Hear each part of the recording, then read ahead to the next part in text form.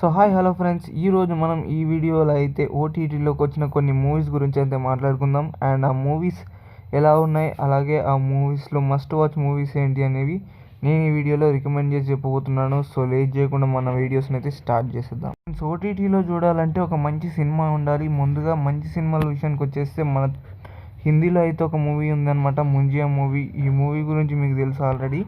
So online థియేటర్లో చూసిన వాళ్ళు మాత్రం రివాచ్ చేయండి ఈ మూవీ, ఎందుకంటే అంత బాగుంటుంది కాబట్టి. ఎలాగో థియేటర్లో చూసిన వాళ్ళు రివాచ్ చేస్తారు, ఇంకా చూడని వాళ్ళు ఎవరైనా ఉంటే వాచ్ చేయండి, ఎందుకంటే ఈ మూవీ మాత్రం హారర్ ఎక్స్పీరియన్స్ పరంగా మాత్రం చాలా బాగుంటుంది అనమాట.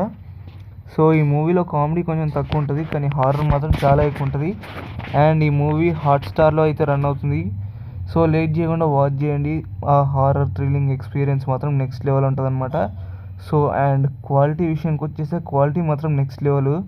ఈ మూవీలో క్వాలిటీ మాత్రం చాలా బాగా మెయింటైన్ చేశారు. సో ఎక్కువసేపు కూడా ఉండదు, 2 గంటలు ఉంటుంది ఈ మూవీ. సో వాచ్ చేయండి, చాలా బాగుంటుంది, మీకైతే చాలా బాగా నచ్చుతుంది మూవీ. నెక్స్ట్ మూవీ వచ్చేసి Kingdom of the planet of the apes అనమాట. సో ఇది పార్ట్ 2 అండ్ పార్ట్ 1 చాలా బాగుంటుంది, వాచ్ చేయకపోతే రీవాచ్ చేయండి. అండ్ పార్ట్ 2 కూడా ఇప్పుడు ఓటీటీలోకి అయితే రీసెంట్గా వచ్చింది. సో లేట్ చేయకుండా ఈ మూవీ వాచ్ చేయండి, ఈ ఫ్రాంచైజ్కి ఫ్యాన్స్ ఎవరైనా ఉంటే. సో ఈ మూవీ మాత్రం నేను హైలీ రికమెండ్ చేస్తున్నాను, ఎందుకంటే క్వాలిటీ పరంగా అలాగే గ్రాఫిక్స్ పరంగా నెక్స్ట్ లెవెల్ అయితే ఉంటుందన్నమాట. సో ఈ స్టోరీ మాత్రం చాలా డిఫరెంట్గా అయితే ఉంటుంది. సో యానిమల్స్ అలాగే సో ఒక చెడ్డ రాజు ఉంటాడు ఆ ఏప్స్లో, అయితే అతను అందరిని చంపేస్తూ ఉంటాడు, రాజ్యాలను దోచుకుంటూ ఉంటాడు. సో ఈ కైండ్ ఆఫ్ మూవీస్ చాలా తక్కువ చూస్తారు మీరైతే. సో ఈ స్టోరీ మాత్రం చాలా డిఫరెంట్గా కొత్తగా అయితే అనిపిస్తుంది అనమాట.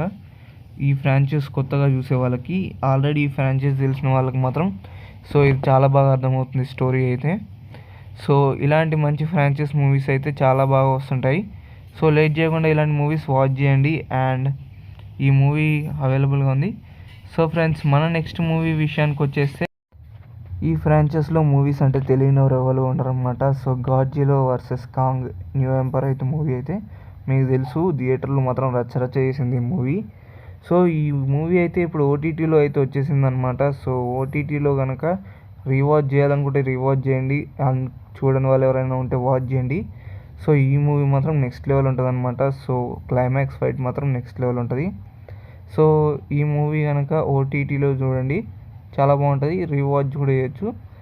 సో ఇంకా అంతే, నేను ఇంకే రికమెండింగ్ చేయలేను చూపని, ఎందుకంటే ఈ ఫ్రాంచైజ్ అందరికీ తెలుసు, చాలా మందికి నచ్చే ఫ్రాంచైజ్.